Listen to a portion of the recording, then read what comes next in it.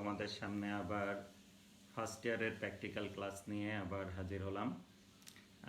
আজকে একটু যান্ত্রিক ত্রুটির জন্য 2-1 মিনিট হয়তো বা দেরি হয়ে গেল। তো যাই হোক, তোমরা যারা আমার সাথে আসো এখন এই সে লাইভে, তারা একটু রেসপন্স করলে আমি বুঝবো যে আমি সঠিক এবং সুন্দরভাবে আমার লাইভ কার্যক্রম শুরু করতে সক্ষম হয়েছি। ওকে, আমি দেখতে পাচ্ছি যে আমাদের সাথে একজন যুক্ত হয়েছে। যদি তুমি ভিডিওটা ক্লিয়ার দেখতে পাও আর যদি অডিওটা ক্লিয়ার শুনতে পাও, তাহলে একটু রেসপন্স করো যে তোমরা ভিডিও এবং অডিও। হ্যাঁ, ওকে। তাহলে আমি এখন দেখতে পাচ্ছি যে আমার সাথে এখন 3 জন এসে যুক্ত হয়েছে। ধীরে ধীরে আরও অনেকেই যুক্ত হবে আশা করি। এবং ভিডিও এবং অডিও সবাই ভালো মতো দেখতে পাচ্ছে বলেই আমি মনে করছি, কারণ এখানে যে রেসপন্স। হ্যাঁ, ওকে, sound clear, thank you.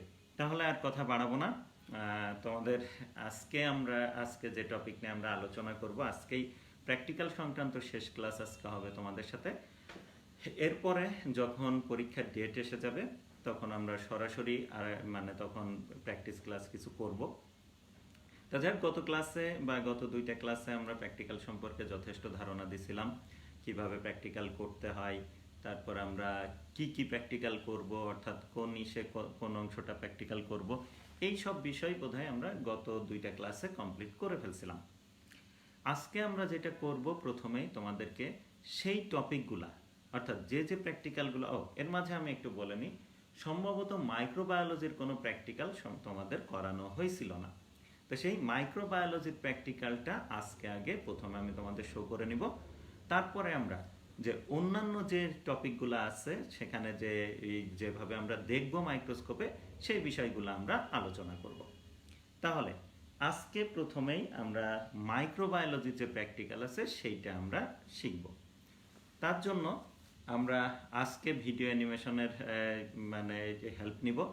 Video animation আছে, সেইটা দেখে আমরা প্রাথমিকভাবে একটু বোঝার চেষ্টা করব, যেটা আমার যতটুকু ধারণা তোমাদেরকে প্র্যাকটিক্যাল করানো হয়েছিল, এবং প্র্যাকটিক্যাল করানোর সেইটা এই ভিডিওটা দেখলে, অ্যানিমেশনটা দেখলে আবার মনে পড়ে যাবে। তো যাই হোক, আমরা আর কথা না বাড়াই, আমরা এখন চলে যাই সরাসরি সেই প্র্যাকটিক্যালে। আমাদের আজকের আলোচ্য বিষয় প্রথমে সেটা হলো মাইক্রোবায়োলজির যে প্র্যাকটিক্যাল। তোমরা জানো মাইক্রোবায়োলজিতে 2টা থাকবে, এক্সপেরিমেন্ট থাকবে। তার মধ্যে একটা হবে হলো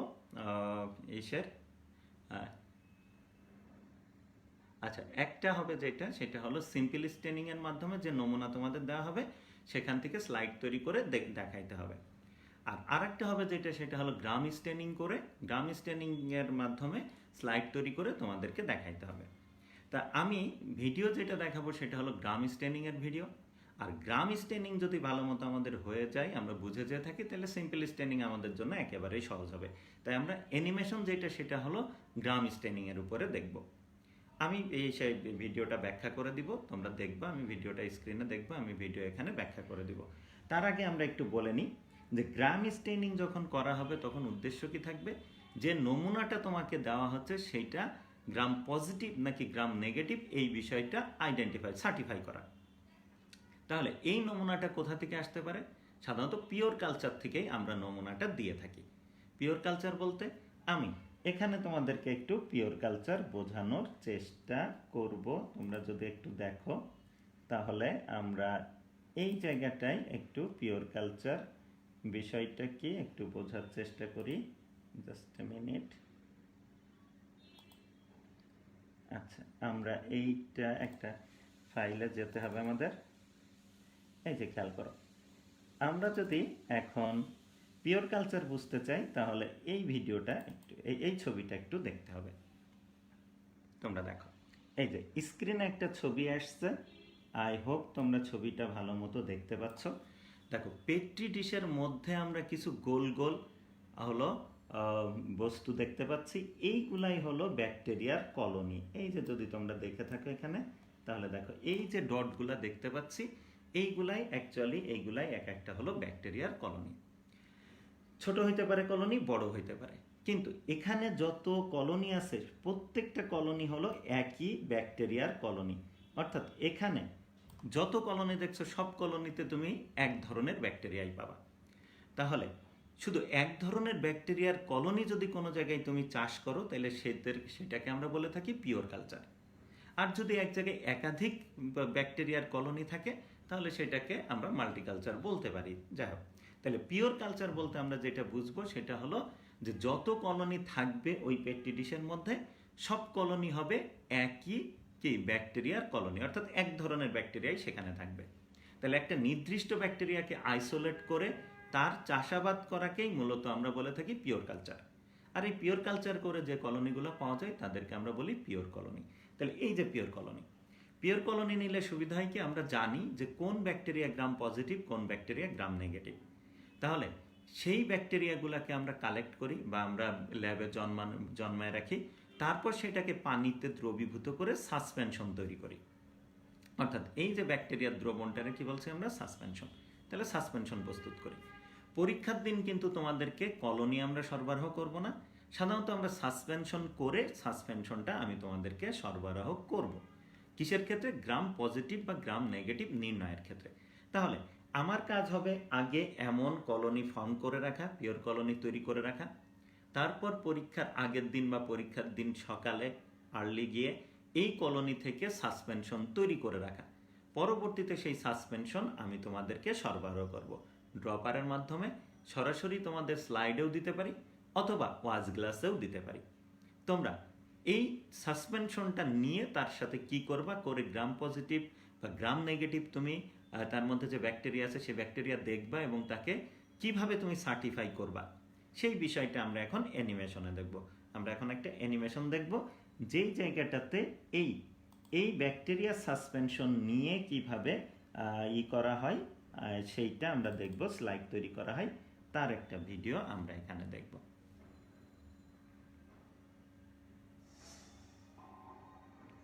খেয়াল করো।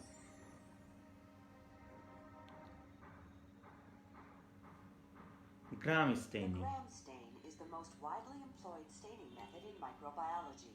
খেয়াল It করো। is a differential stain because it এই যে divides দেখো, bacteria এখানে into একটু two আমরা classes. প্রথমে একটু Gram দেখে নিই যে আমরা স্লাইড তৈরি করার পর লাস্টে যখন মাইক্রোস্কোপে দেখব, একদম সব প্রসিডিউর যখন শেষ হয়ে যাবে তখন মাইক্রোস্কোপে দেখলে আমরা এমন কিছু ভিউ দেখব, কিছু রেড কালারের ডট দেখব, কিছু পার্পেল কালারের ডট দেখব, অথবা সব রেড অথবা সব পার্পেল কালারের ডট দেখব। অর্থাৎ ইনারা যে নমুনা হিসাবে নিছিল, যে নমুনা নিছিলেন ইনারা, সেখানে গ্রাম পজিটিভ গ্রাম নেগেটিভ দুই ধরনের ব্যাকটেরিয়াই ছিল। গ্রাম নেগেটিভ যারা তারা দেখো পার্পেল কালারের হিসেবে তারা হলো পিঙ্ক কালারের হয়েছে, আর যারা গ্রাম পজিটিভ তারা হলো এখানে পার্পেল কালারের হয়েছে। এখানে যদি দেখো এইগুলা কিন্তু সব ছোট্ট ছোট্ট ডট, এই যে ডটগুলা দেখছো এই ডটগুলাই কিন্তু ব্যাকটেরিয়া। কোনো জায়গায় তারা গুচ্ছবদ্ধ হয়ে আছে, কোনো জায়গায় তারা ইন্ডিভিজুয়ালি ছড়িয়ে ছিটিয়ে আছে। ওকে, তাহলে এইটা কিন্তু বাস্তব ছবি। তোমরাও যখন স্লাইড তৈরি করবা তখন ফাইনালি গিয়ে এমন স্লাইড পাবা যদি আমরা মিক্স দিয়ে থাকি, অর্থাৎ গ্রাম পজিটিভ এবং গ্রাম নেগেটিভ দুই ধরনের ব্যাকটেরিয়া দিয়েই যদি আমরা সাসপেনশন তৈরি করি তাহলে সেই ক্ষেত্রে তোমরা এমন চিত্র দেখবা। আর যদি আমরা কি করি যে শুধু গ্রাম পজিটিভ দিই তাহলে সবগুলা হলো সব ব্যাকটেরিয়াকেই তুমি পার্পেল দেখবা, আর যদি গ্রাম নেগেটিভ দিই, শুধু গ্রাম নেগেটিভ দিই, তাহলে তোমরা সেখানে কি দেখবা, সব ব্যাকটেরিয়াকেই হলো পিঙ্ক কালারের দেখবা। এখন দেখো, যদি আমরা পিওর কালচার দিয়ে থাকি তাহলে পিওর কালচার থেকে যদি একটা পিওর কালচার থেকেই যদি নমুনা নিয়ে সাসপেনশন তৈরি করি তাহলে সেটা হয় গ্রাম পজিটিভ অথবা গ্রাম নেগেটিভ হবে। আর আমি যদি চালাকি করে এমন করি যে গ্রাম পজিটিভের যে পিওর কালচার সেখান থেকে একটু নিলাম, গ্রাম নেগেটিভে যে পিওর কালচার আছে সেই গ্রাম নেগেটিভ ব্যাকটেরিয়ার যে পিওর কালচার আছে সেখান থেকে একটু নিলাম, নিয়ে দুইটা কি মিশায়ে একসাথে সাসপেনশন তৈরি করে তোমাদেরকে দিলাম, তাহলে ফাইনালি গিয়ে তুমি এমন একটা ভিউ পাবা। ওকে, এবার এই ভিউ পাইতে গেলে আমাদের কি করতে হবে সেইটাই এখন অ্যানিমেশনে দেখানো হবে। In the first step of the Gram stain procedure, cells from a fresh culture are এই যে দেখো, transferred to a এখানে যেটা করা হচ্ছে, ভদ্রমহিলা কি করলো, বা এই যে স্লাইডের উপরে ইনোকুলেশন লুপ দিয়ে, এই যে এখানে আমরা যদি দেখি তাহলে এখানে যে টেস্ট টিউবগুলো আছে এই টেস্ট টিউবের মধ্যেই কিন্তু সেই সাসপেনশন ছিল। তাহলে ইনোকুলেশন লুপ দিয়ে সেখান থেকে সাসপেনশনের এক ড্রপ নিল, নিয়ে দেখো এখানে কোথায় রাখলো, স্লাইডে রাখলো। তারপর কি করে দেখো। If the cells are on an আচ্ছা, autoclave, they should first be transferred to a liquid medium for dilution. Okay. The cells should এইবার form a যেটা thin- করা হবে সেটা হলো এই ড্রপটাকে ভালো মতো স্মেয়ার করে দিতে হবে, অর্থাৎ পুরা স্লাইডের উপর ভালো মতো ছড়িয়ে দিতে হবে। এই ছড়াইতে ছড়াইতে দেখা যাবে পানি বাষ্প আকারে উড়ে যাবে, আর সাসপেনশনে ব্যাকটেরিয়াগুলো যারা ছিল তারা হলো স্লাইডে লেগে যাবে। এবার যখনই বাতাসে এইভাবে শুকিয়ে যাবে কে এই স্লাইডটা, তখনই তাকে আমরা বুনসেন বার্নারে তাপ দিব, হালকা, খুবই হালকা তাপ দিব। achieved by দেখো, smearing cells obtained from the surface of an agar medium or from a liquid culture. Fresh cultures must be used because as cells age, they lose their ability to retain the stain. The cells are then fixed Okay. to the slide by এই যে passing আমরা এখন কি slightly করছি, above the flame of a Bunsen এই যে burner. আমরা বনসেন বার্নারের যে ফ্লেম সেই ফ্লেমের উপর দিয়ে দুই একবার আনা নেওয়া করলাম। এই সামান্য তাপেই কি হবে, ব্যাকটেরিয়ার একটু উত্তপ্ত হবে, তারপর সেই ঠান্ডা করলে ব্যাকটেরিয়া কোষ প্রাচীর এই স্লাইডের গায়ে ভালোভাবে আটকে যাবে। কারণ আমরা এখন এই স্লাইডটাকে রং দিব, ধুবো, এ দিব, ও দিব, ধুবো, অর্থাৎ বিভিন্ন কেমিক্যাল দিয়ে সেটাকে আমরা বারবার ওয়াশ করব। তা যদি আমি ব্যাকটেরিয়াকে স্লাইডের সাথে আটকে না নিতাম, তাহলে কিন্তু কি হতো যে প্রথমবার ধুলেই সব ব্যাকটেরিয়া কিন্তু চলে যেত। তো সেই কারণে আমরা জানি ব্যাকটেরিয়ার শরীরে এমন কিছু পদার্থ থাকে যে হালকা তাপ দিলে সেটা গলে যায়, আর যখনই ঠান্ডা করা হয় সেটা আবার জমাট বেঁধে যায়, যার ফলে ব্যাকটেরিয়ার কোষ প্রাচীর সেই স্লাইডের সাথে দৃঢ়ভাবে আটকে যায়। সেই কারণে আমরা এই তাপটা দিব। এবার তাপ দেওয়া কমপ্লিট, অর্থাৎ ব্যাকটেরিয়াকে আমরা কি করলাম, স্লাইডের সাথে ফিক্স করে ফেললাম। ওকে, ব্যাকটেরিয়া স্লাইডের সাথে ফিক্স হয়ে গেল। Ice should feel warm when touched to the back of the hand, but should not be too hot. The এবার fixed আমরা কি cells করব, are then stained এই with যে a দেখো, basic dye. এইবার এক ধরনের রং আমরা দিচ্ছি। এই রংটাকে বলা হচ্ছে হলো ক্রিস্টাল ভায়োলেট। ভালো করে মনে রেখো, ক্রিস্টাল ভায়োলেট। তাহলে এই ক্রিস্টাল ভায়োলেট দিয়ে আমরা কিছু সময়, Violet for 30 ওই to 40 seconds. কত সময়, 30 থেকে 40 সেকেন্ড টাইম আমরা ওইটাকে ডুবাই রাখবো। কাকে, ওই যে যেখানে ব্যাকটেরিয়া স্লাইডে যে অঞ্চলে ব্যাকটেরিয়াগুলো আটকে আছে সেই ব্যাকটেরিয়াগুলোকে আমরা ডুবাই রাখবো। কত 30 to 40 সেকেন্ড আমরা ডুবাই রাখবো। রাখার পরে দেখো এই রংটাকে আমরা ফেলে দিব Rinse with water to remove এবং excess stain. তারপরে পানি দিয়ে সুন্দর করে ধুয়ে ফেলবো। যদি খেয়াল করো যে ব্যাকটেরিয়াগুলো ঠিক মতো ফিক্স না হয়, আটকে না যায় স্লাইডের গায়ে, তাহলে এই পানির ধারাই বা ওই যে রঙের ধারাই রংটাকে কাজ করার সাথে সাথে কি হবে, তারা কিন্তু রঙে দ্রবীভূত হয়ে বা পানিতে দ্রবীভূত হয়ে ব্যাকটেরিয়াগুলো কিন্তু চলে যাবে। তাইলে কিন্তু আমাদের আর দেখার সুযোগ থাকবে না। তো সেই কারণে ফিক্স করাটা কিন্তু খুবই জরুরি। ফিক্স যদি আমরা না করতে পারি তাহলে কিন্তু এই স্লাইড প্রস্তুত করা সম্ভব না। তাই প্রথমে স্মেয়ার করার পরেই, যখনই বাতাসে শুকাই যাবে, তারপরে আমরা সেটাকে বনসেন বার্নারে হালকা তাপ দিয়ে সেটাকে তারপর ঠান্ডা করে ব্যাকটেরিয়াকে ফিক্স করে নেব। এটা কিন্তু খুবই গুরুত্বপূর্ণ একটা স্টেপ। ওকে, তারপর আমরা ক্রিস্টাল ভায়োলেট দিয়ে রং করলাম, ধুইলাম। Purple under the এবার কি করব, microscope. এবার আমরা যদি মাইক্রোস্কোপে দেখি তাহলে আমরা দেখব যে সব ব্যাকটেরিয়া দেখতে পার্পেল দেখাচ্ছে। খেয়াল করো, সব ব্যাকটেরিয়া দেখতে পার্পেল দেখাবে। এবার কি করব দেখো, Grams iodine is added. দেখো and গ্রাম আয়োডাইড নামে এক ধরনের আছে, দ্রবণ আছে, সেটা দিব। দিয়ে কিছু সময় রাখবো। কত সময়, on the slide for about 1 minute. 1 minute মতো রাখবো। Iodine combines with the crystal violet to form a diiodine তারপর complex. আবার একই পদ্ধতিতে সেটাকে আমরা ধুয়ে ফেলবো। Within the cell. At this point, the cells still appear দেখো purple. এখনো আমরা কি পাবো, এখনো আমরা যদি মাইক্রোস্কোপে দেখি তাহলে দেখবো সবগুলা ব্যাকটেরিয়াই কিন্তু এখন গ্রাম পজিটিভ বা গ্রাম নেগেটিভ যা আছে সবই কিন্তু এখন পার্পেলই আছে। ওকে, এবার কি করব, The cells are then decolorized by washing with ethanol or acetone. এইবার আমরা ইথানল বা অ্যাসিটন দিয়ে ড্রপ ওয়াইজ ছাড়তে থাকবো, Retain the crystal violet, যেন কালার নিয়ে whereas পালাই, gram কালারগুলা negative উঠে যায়। bacteria do not. The ethanol or acetone should be added dropwise, with the slide tilted at an angle until the drop coming off the edge of the slide just starts to become colorless. Even gram-positive cells can lose the crystal violet iodine complex during prolonged excessive decoloration. আমরা যদি খুব বেশি পরিমাণে এই ethanol দিতে থাকি দীর্ঘক্ষণ ধরে, তাহলে কিন্তু কি হবে, গ্রাম পজিটিভ ব্যাকটেরিয়া যারা কালার ধরছিল তারাও কিন্তু কালার ছেড়ে দিতে পারে। আর সামান্য একটু সময় দিলে কি হবে, গ্রাম পজিটিভ কালার ধরে রাখবে, গ্রাম পজিটিভ ব্যাকটেরিয়াগুলো কালার ধরে রাখবে, কিন্তু গ্রাম নেগেটিভ ব্যাকটেরিয়া যারা আছে তারা কালার ছেড়ে দিবে। এবার আমরা এইভাবে ইথানল দিয়ে পরিষ্কার করার পরে আবার পানি দিয়ে, ইথানল দিয়ে রং উঠাই দেওয়ার পরে আবার পানি দিয়ে আমরা ধৌত করব। এই যে ধুয়ে ফেললাম। washed off with water. When viewed under the microscope, এবার যদি আমরা মাইক্রোস্কোপে দেখি তাহলে দেখা যাবে যে গ্রাম পজিটিভ যারা ছিল তারা এখনো পার্পেল আছে, আর যারা গ্রাম নেগেটিভ তারা হলো কালারলেস হয়েছে, তাই তাদেরকে দেখা যাচ্ছে না। আমরা জানি ব্যাকটেরিয়াকে দেখতে গেলে কালার করতে হয়, কারণ ব্যাকটেরিয়ার নিজের কিন্তু কালার নাই। তাই আমাদেরকে এখন কি করতে হবে, কালার করতে হবে। কোন কালার? ওই যে গ্রাম নেগেটিভ ব্যাকটেরিয়াগুলোকে দেখার জন্য আবার কি কালার করতে হবে। কোন কালার করব? আবার কি ক্রিস্টাল ভায়োলেট দিয়ে বেগুনি করব? তাহলে তো গ্রাম পজিটিভ গ্রাম নেগেটিভ সব কি একই হয়ে যাবে। সেই কারণে আমরা এখন স্যাপ্রানিন দিয়ে আবার কালার করব। তাহলে কি হবে, যে যারা কালার ছেড়ে দিছে, প্রথমে তো সবাই কালার নিয়েছিল, কি কালার? পার্পল কালার, বেগুনি কালার নিয়েছিল। এবার আমরা যখন এইভাবে এই আয়োডিন দিয়ে তারপর অ্যালকোহল দিয়ে ধুয়ে দেওয়ার পরে যে কি থাকলো, যে গ্রাম নেগেটিভ ব্যাকটেরিয়া যারা কালার ছেড়ে দিল তাদের উপরে আমরা এখন স্যাপ্রানিন, অর্থাৎ সব কিছুই দিব, সবার উপরেই দিব স্যাপ্রানিন। তাহলে গ্রাম পজিটিভ যারা, তারা তো এই ক্রিস্টাল ভায়োলেট নিয়ে রাখছে বিধায় সে আর কোনো রং নিবে না, কিন্তু গ্রাম নেগেটিভ যারা রং ছেড়ে দিছে তারা কিন্তু এখন কি করবে, তারা এই ক্রিস্টাল ভায়োলেট রং, এখন তো আমরা দিচ্ছি স্যাপ্রানিনকে আবার সে পুনরায় ধারণ করবে। ওকে, তার মানে একবার রং ছেড়ে আবার সে ধারণ করবে। and gram-negative cells are colorless. Finally, the rinsed cells are covered with the counterstained safranin. এই যে for দেখো 20 to স্যাপ্রানিন। 30 seconds.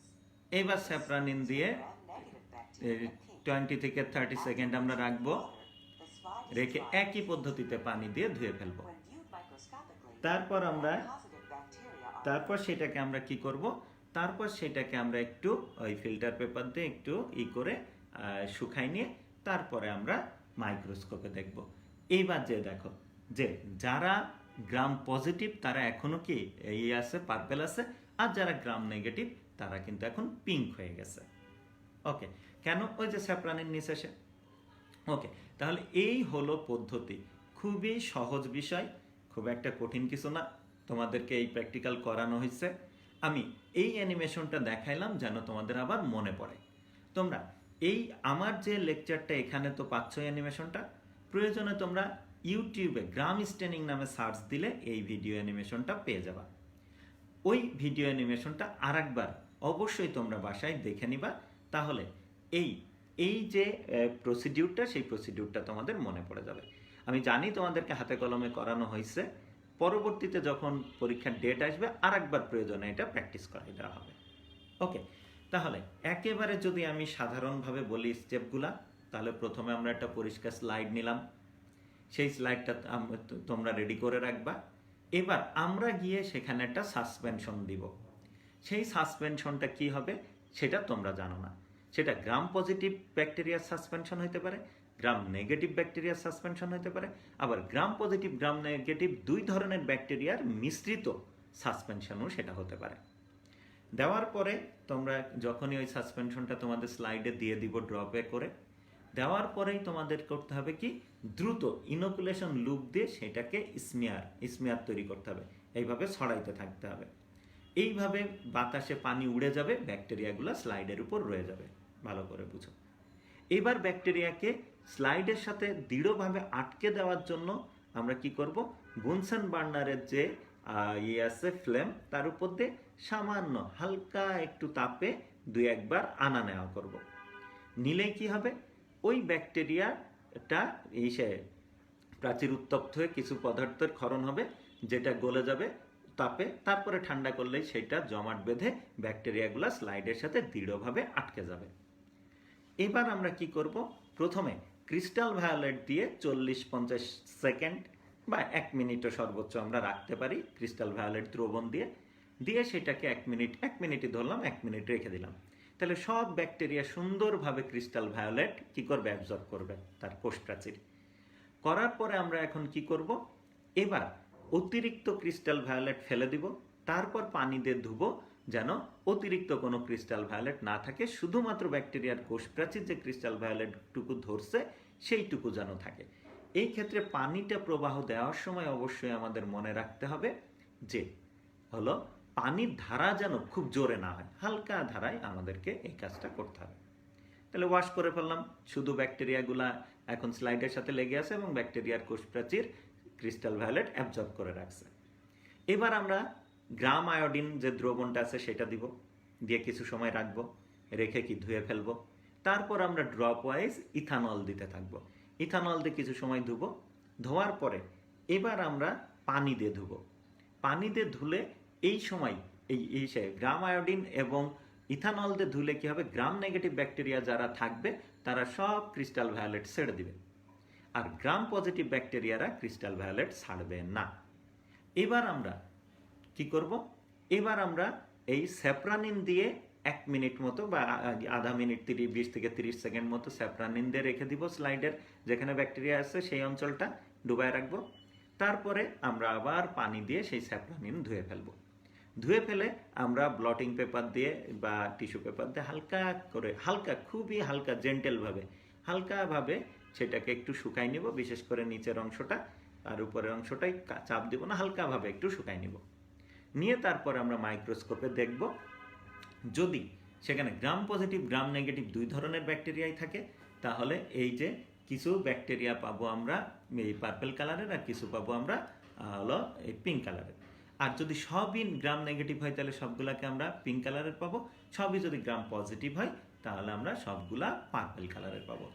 এই দেখেই তোমাকে মন্তব্য করতে হবে যে প্রদত্ত নমুনাতে কি ছিল, সব গ্রাম পজিটিভ ব্যাকটেরিয়া ছিল নাকি সব গ্রাম নেগেটিভ ব্যাকটেরিয়া ছিল, নাকি গ্রাম পজিটিভ গ্রাম নেগেটিভ দুই ধরনের ব্যাকটেরিয়া স্লাইডে ছিল, মানে নমুনাতে সাসপেনশনে ছিল। এইটা সার্টিফাই করাই হলো কি তোমার প্র্যাকটিক্যাল। তাহলে আশা করি তোমরা এই গ্রাম স্টেনিং কিভাবে করতে হয় ভালোভাবে বুঝে গেছো, এবং এই অ্যানিমেশনে যথেষ্ট ক্লিয়ারভাবে দেখানো হয়েছে। ইউটিউবে গিয়ে আরেকবার তুমি অ্যানিমেশনটা দেখে নাও, তাহলে একেবারে পুরাপুরি তোমার ভেতরে চলে আসবে এটা। তারপরে একদিন ফাইনালি তোমরা একটু প্র্যাকটিস করলেই, প্রসিডিউরটা অবলম্বন করে প্র্যাকটিস করলেই এমন স্লাইড তৈরি করতে পারবে। পরীক্ষার ডেট দেওয়ার সাথে সাথে আমরা ইনশাল্লাহ সেই ব্যবস্থা তোমাদের করে দেব। ওকে, এখন প্রশ্ন, গ্রাম পজিটিভের জায়গায় যদি এখানে আসে যে গ্রাম স্টেনিং না করে 1 নম্বর যেটা প্রশ্ন, আমি যদি প্রশ্নটা হাতে নিই তাহলে দেখো 1 নম্বরে বলা আছে সিম্পল স্টেনিং করে তোমাকে ব্যাকটেরিয়া আইডেন্টিফাই করতে হবে, যে সেটা দই থেকে দিছিলাম নাকি রুট নডিউল থেকে দিছিলাম। এই বিষয়টা আইডেন্টিফাই করাই হলো 1 নম্বর প্রশ্নের লক্ষ্য। তাহলে আগে আমাদেরকে একটু রুট নডিউল চিনতে হবে, দই তোমরা সবাই চিনো।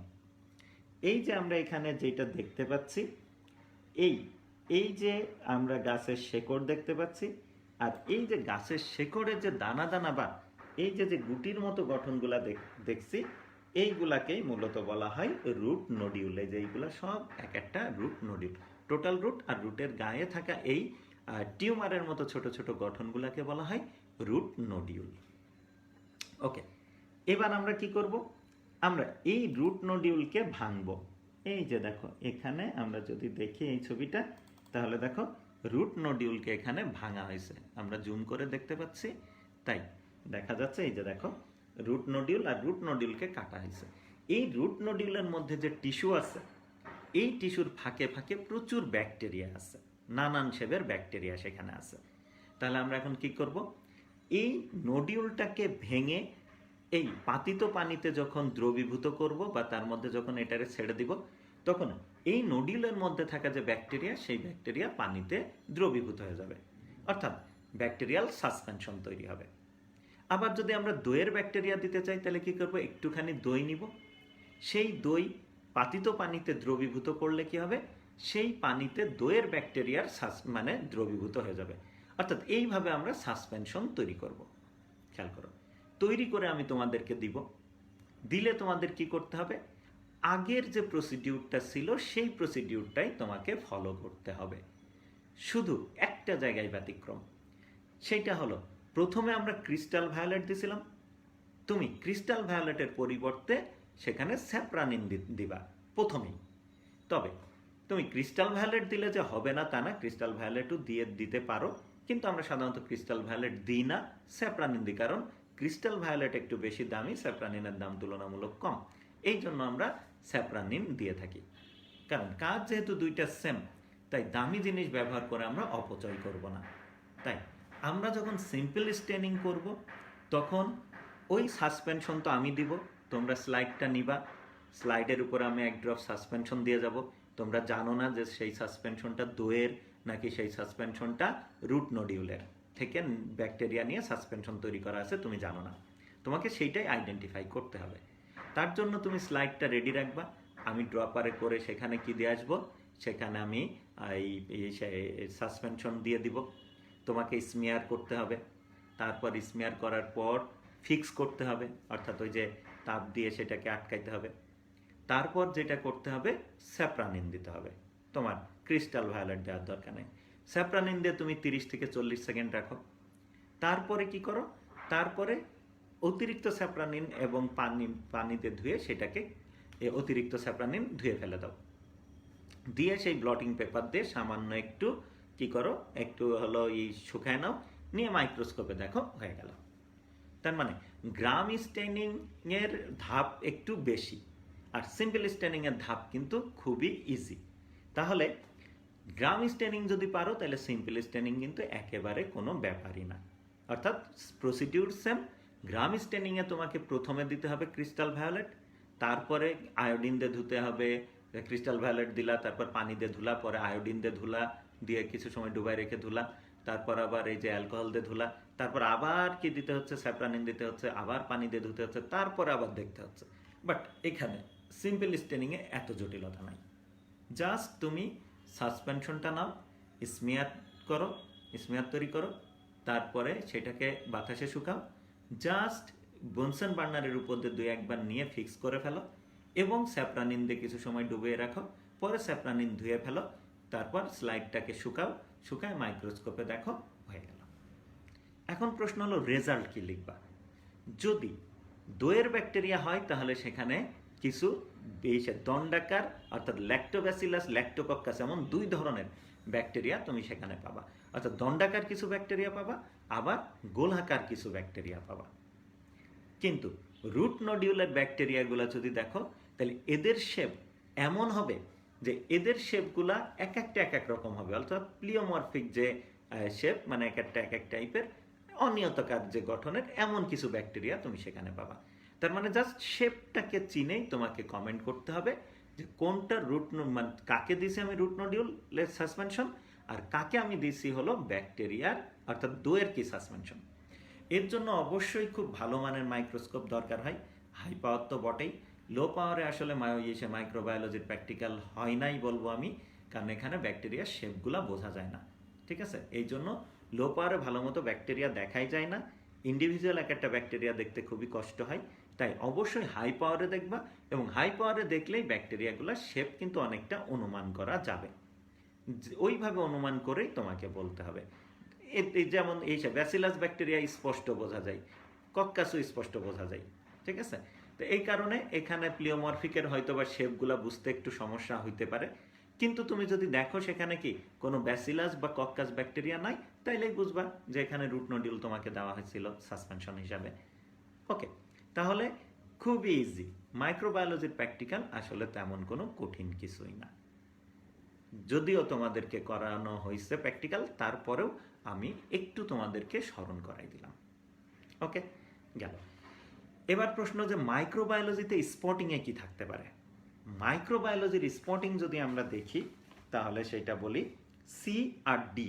মাইক্রোবায়োলজির স্পটিং সিতে বলা আছে যে হয় কোনো মাইক্রোবিয়াল প্রোডাক্ট অথবা মাইক্রোবিয়াল কলোনি, এই দুইটার একটা জিনিস সিতে দিতে হবে। তাহলে মাইক্রোবিয়াল প্রোডাক্ট কি হতে পারে, যেমন আমরা জানি পনির মাইক্রোবিয়াল প্রোডাক্ট, দই মাইক্রোবিয়াল প্রোডাক্ট, তারপর কি অ্যান্টিবায়োটিক ক্যাপসুল, তারা কি মাইক্রোবিয়াল প্রোডাক্ট, খেয়াল করো। আর কলোনি বলতে কি, ব্যাকটেরিয়ার কলোনি বা এই অ্যাক্টিনোমাইসিটিসের কলোনি।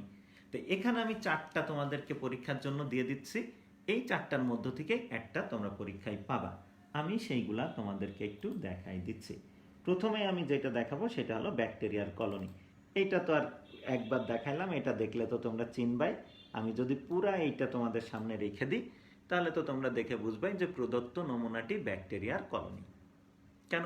কারণ ওই যে এখানে ব্যাকটেরিয়াগুলো গুচ্ছবদ্ধভাবে অবস্থান করছে ইত্যাদি ইত্যাদি, মানে এদের যে বৈশিষ্ট্যগুলো আছে সেটা তুমি লিখবা। এরপরে যদি আমি দেখাই যে এইটা দিতে পারি, অথবা অ্যাক্টিনোমাইসিটিসের কলোনি দিতে পারি।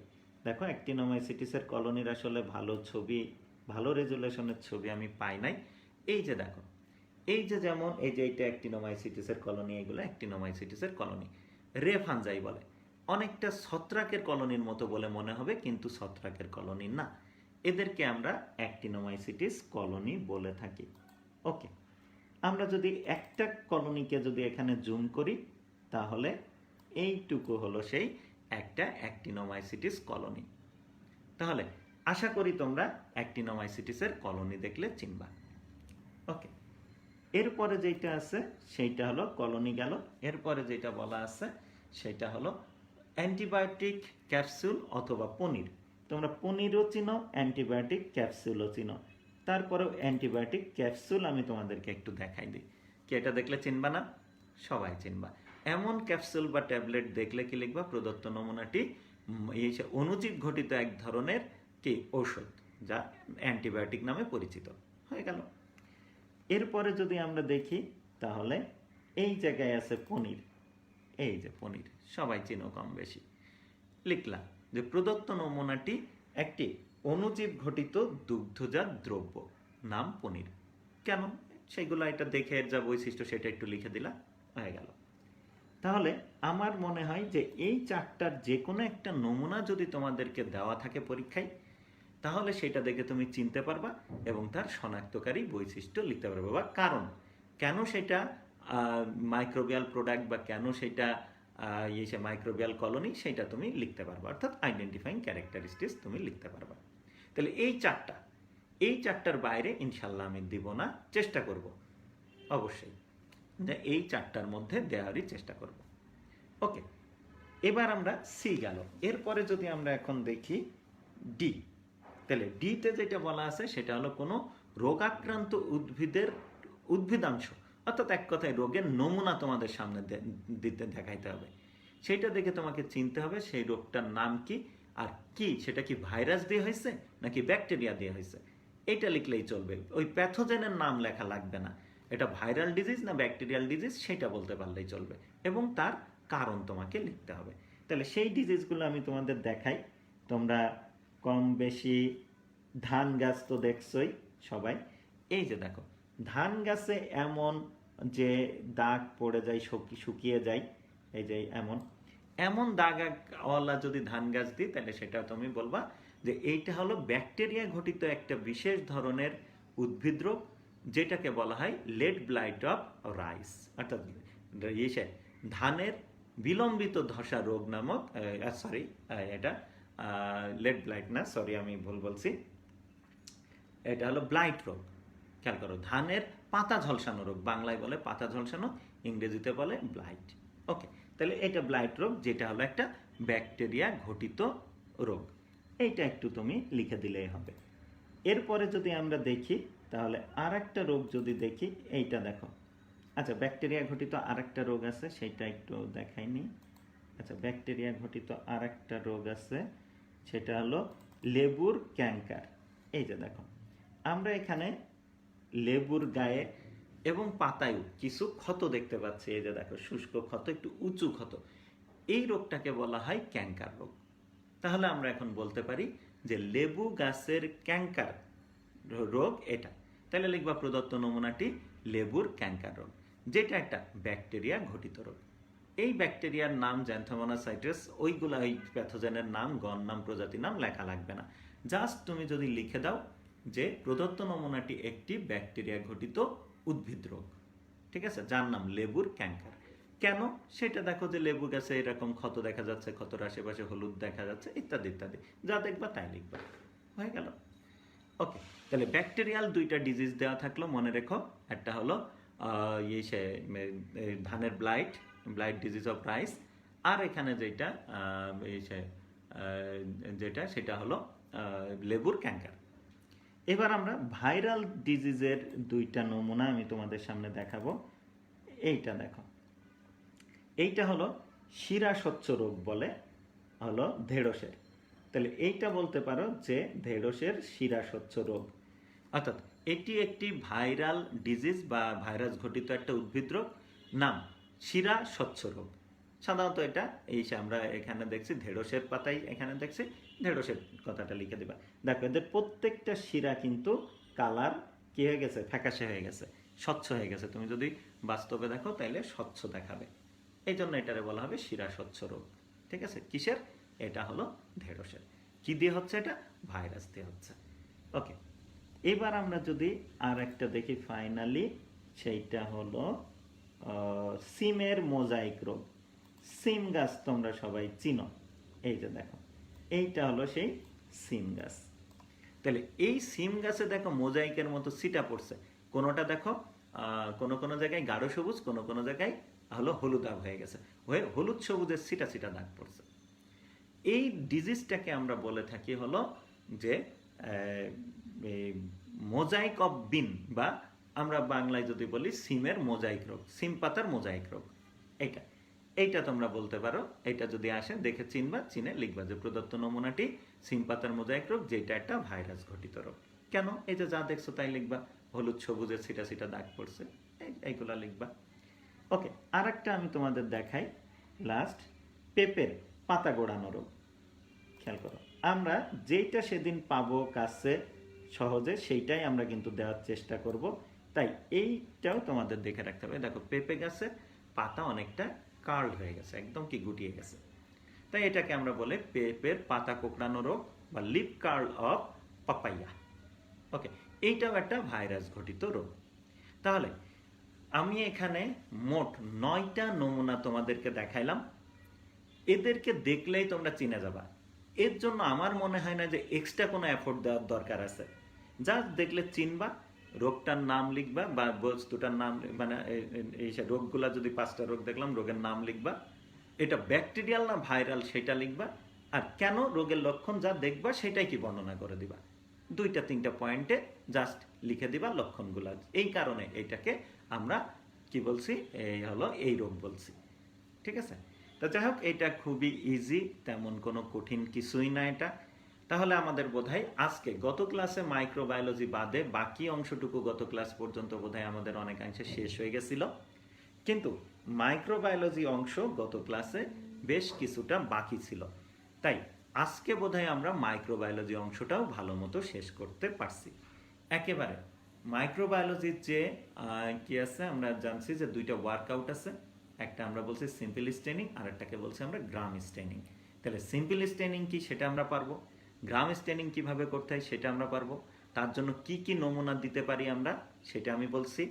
যেমন ওই যে বললাম পিওর কালচার থেকেও দিতে পারি, আবার দেখো ইসের ক্ষেত্রে গ্রাম স্টেনিং এর ক্ষেত্রে দই দিতে পারি, আবার পটেটো কালচার থেকেও কিন্তু আমরা দিতে পারি।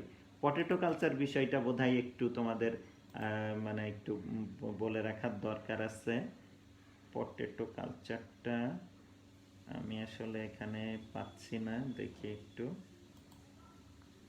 এই যে দেখো, এইটা হলো সেই পটেটো কালচার। অর্থাৎ ব্যাকটেরিয়াকে জন্মানোর জন্য আমরা অনেক সময় কি করি, পিওর কালচার না করে, অর্থাৎ কালচার মিডিয়াম টিডিয়াম তৈরি না করে কি করি, অনেক সময় আলুকে প্রস্তুচ্ছেদ করে হালকা সেদ্ধ করে নিয়ে, আগে প্রস্তুচ্ছেদ করে হালকা সেদ্ধ করে নিয়ে তাকে আমরা যদি হলো একটা এই পলিথিনের মধ্যে কিছু তুলা, সামান্য তুলা দিয়ে যদি রেখে দিই, তাহলে তুলা ভিজিয়ে রাখবো, তাহলে কি হবে, পলিথিনের ভেতরটা একটা ময়শ্চারাইজিং চেম্বার হবে, কারণ তুলাটা থেকে জলীয় বাষ্প বের হবে, পানীয় জলীয় বাষ্প আকারে বের হবে, যার ফলে কি হবে, পুরা পলিথিনের ভেতরটা ময়শ্চারাইজিং, মানে ময়শ্চার থাকবে অনেক।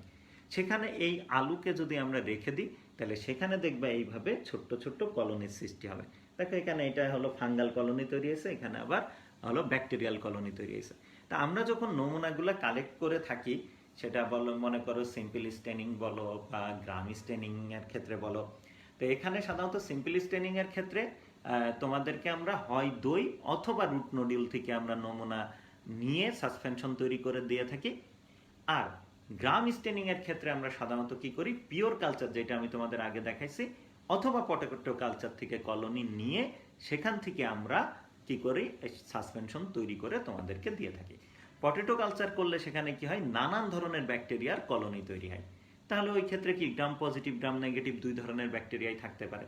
তাই আমরা পটেটো থেকেও কিন্তু কালচার করে, পটেটো কালচার তৈরি করে সেখানে যে কলোনি হয় সেই কলোনি দিয়ে আমরা হলো সাসপেনশন তৈরি করে থাকি।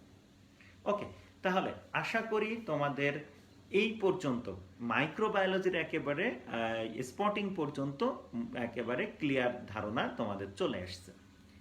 আর এর আগে যেটা দুইটা ক্লাসে আমরা ফাইকোলজি নিয়ে ধারণা দিছিলাম, মাইকোলজি নিয়ে ধারণা দিছিলাম।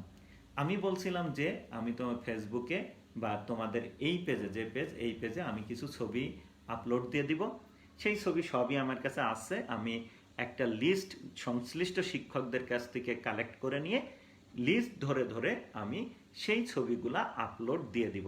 অর্থাৎ শৈবালের ছবিগুলা, ছত্রাকের ছবিগুলা, যেগুলো ওয়ার্কআউটে তোমার করতে হবে সেইগুলাকে একটা ক্যাটাগরি করব, আর স্পটিংয়ের জন্য যেগুলা থাকবে সেইগুলাকে আর একটা ক্যাটাগরি করব। করে আমি সবগুলা ছবি ইনশাল্লাহ এই 2-1 দিনের মধ্যেই আমি হলো তোমাদের এই পেজে দিয়ে দিব। দিলে আশা করি তোমাদের আর কোনো জিজ্ঞাসা বা কোয়েরি আশা করি থাকবে না, এবং ভয় ভীতি যা আছে প্র্যাকটিক্যাল নিয়ে সেটা অনেকাংশেই কেটে যাবে। আরেকটা বিষয়, শেষ ক্লাস আজকে প্র্যাকটিক্যালে, সেই জন্য বলি যে বোটানির প্র্যাকটিক্যাল কিন্তু আমি বলে থাকি থিওরিটিক্যাল প্র্যাকটিক্যাল। অর্থাৎ এখানে লেখালেখি আঁকাআঁকির কাজই বেশি, যতটুকু তোমরা থিওরিতে করে থাকো। আর হাতে কলমের কাজ কিন্তু খুবই কম, যা আছে সেটা খুবই সহজ। এবং হাতের যে কাজ সেই কাজে কিন্তু নাম্বারও তুলনামূলক কম। তার মানে তোমাকে ভালো নাম্বার পাইতে গেলে যেটা করতে হবে সেটা হলো ভালোভাবে পড়তে হবে, মুখস্থ রাখতে হবে, বুঝে মুখস্থ রাখতে হবে, এবং সেটা সুন্দরভাবে ডেলিভার, মানে সেটাকে তোমাকে তুলে ধরতে হবে পরীক্ষার খাতায়। সাথে চিত্রগুলো তোমাকে প্র্যাকটিস করতে হবে। তার মানে ছবি এঁকে তথ্য দিয়ে তোমাকে নাম্বার নিয়ে যেতে হবে। আর হাতের কাজ করে কিন্তু নাম্বার খুবই কম। তার মানে তোমাকে ভালো রেজাল্ট হাতের কাজের উপর কিন্তু ডিপেন্ড করবে কম। যেমন আমরা যদি দেখি তাহলে এই স্লাইড তৈরিতে হয়তো বা 2, 2, 4, আর সব মিলায়ে হয়তো বা স্লাইড তৈরিতে, অর্থাৎ যতটুকু তুমি মানে কাজ করবা, কাজ করে যে স্লাইড, এখানে তো সব স্লাইডই, অর্থাৎ গ্রাম straining A slide, simple straining A slide, তারপরে ছত্রাককে দেখার জন্য স্লাইড, শৈবাল দেখার জন্য স্লাইড। তাহলে এইভাবে যদি সবগুলা স্লাইডের হিসাব করি তাহলে দেখবা যে এই 50 মার্কসের মধ্যে স্লাইডের জন্য মার্কস থাকবে হয়তো বা 2, 2, 4 আর 3, 7, 7 আর 4, 11 থেকে 12, সর্বোচ্চ 12 বা একটু এদিক ওদিক প্রতি বছর একটু কম বেশি হতে পারে। তাহলে এক কথায় ওয়ার্কআউটের জন্য, অর্থাৎ স্লাইড প্রস্তুতির জন্য তুমি 50-এর মধ্যে সর্বোচ্চ হয়তো বা তোমাকে 12 মার্কস থেকে 12-13 মার্কস তোমার থাকবে। আর বাদ বাকি নাম্বারের মধ্যে আছে, ভাইবা তো নাই, কালেকশন আছে, তারপর প্র্যাকটিক্যাল নোটবুক আছে কিছুটা অল্প, 2টা মিলে বোধহয় 6 মার্কস। আর বাকি যে নাম্বার, খেয়াল করো, আমি যদি হিসাব করি তাহলে 60%, 60 থেকে 70% মার্কসে কিন্তু তোমাকে কি করে নিতে হবে, তোমাকে মানে 60 থেকে 65% মার্কসে কিন্তু তোমাকে লিখে এবং এঁকে কি অর্জন করতে হবে। তো সেই কারণে ভয় পাওয়ার কিছু নাই। লেখা এবং হলো আঁকার যে যোগ্যতা সেইটা বাসায় বসে অর্জন করো, সেইটাই ভালো করে একেবারে রপ্ত করে রাখো। আর হাতের কাজ এইটা খুবই সহজ। এই যে আমি তোমাকে অ্যানিমেশন দেখাইলাম, এইটা পারলা। যদি কেউ একবার একটু দেখে সেই কি পারবে, এমন কঠিন না। তবে রেজাল্ট আসতে একটু সমস্যা হয়। যারা প্র্যাকটিস করবে তাদের রেজাল্টটা আসবে, যারা প্র্যাকটিস করবে না তাদের রেজাল্ট আসতে সমস্যা হবে। এই হলো বিষয়। তাছাড়া প্রসিডিউর কিন্তু খুবই ইজি, তাই ভয় পাওয়ার কোনো কারণ নাই, ফ্রাস্ট্রেটেড হওয়ারও কোনো কারণ নাই। আর একটা প্রশ্ন প্রায়ই তোমরা করে থাকো বা করছি যে তোমরা খুব ফ্রাস্ট্রেটেড হয়ে যাচ্ছ। এত ফ্রাস্ট্রেশনের তো কিছু নাই এখানে। তোমাদের যে সময়টা এখানে চলে যাচ্ছে, তোমাদের সেটা সেকেন্ড ইয়ারের মধ্যে যাচ্ছে। তাহলে কি সেকেন্ড ইয়ারের ক্লাস তো তোমাদের চলছে, সেকেন্ড ইয়ারের ক্লাস আগাচ্ছে। যখনই ইউনিভার্সিটি খুলবে, যখনই পরীক্ষা নেওয়ার সুযোগ হবে, এই পরীক্ষা দিলা, এবং এখন যে সময়টা তোমরা পার করছো সেটা সেকেন্ড ইয়ারের সময় পার করছো। তাহলে খোলার পরেই দেখবা খুব দ্রুত সময়ের মধ্যে সেকেন্ড ইয়ারের পরীক্ষাও তোমার হয়ে যাবে। তাহলে তো তোমার লস তেমন কিছুই হচ্ছে না। এবং সরকার এবং বিশ্ববিদ্যালয় কলেজ সবাই কিন্তু তোমাদের পক্ষে, কেউই কিন্তু তোমাদের ক্ষতি বা কোনোভাবে তোমরা ক্ষতিগ্রস্ত হও সেটা কিন্তু চাবে না। চেষ্টা করবে যে মহামারীর কারণে যে ক্ষতিটা সারা বিশ্বে হয়েছে সেটা যতটা মিনিমাইজ, যতটা কম তোমাদের উপর ইফেক্ট করে সেটাই কিন্তু ট্রাই করা হবে। এই জন্য ভরসা রাখতে হবে, ফ্রাস্ট্রেশনের কোনো দরকার নাই।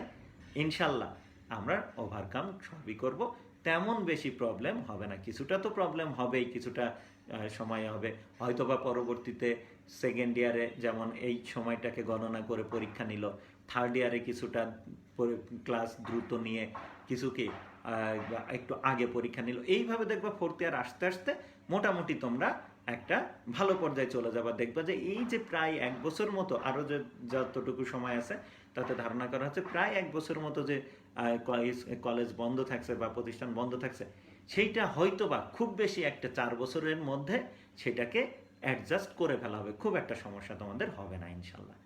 তাই ফ্রাস্ট্রেশনের কোনো কারণ নাই। সেকেন্ড ইয়ারের পড়াগুলো ভালো মতো পড়তে থাকো, এবং ফার্স্ট ইয়ারে যখনই ডেট দিবে এগুলা তো পারবাই, ডেট দিলে আরও একটু ভালো করে নিজেকে একটু এই করে নিও, ঝালাই করে নিও, যেটাকে আমরা বলে থাকি সেটা। ওকে, শেষ কথা, কোনো ফ্রাস্ট্রেশনের দরকার নাই, ঠিক আছে?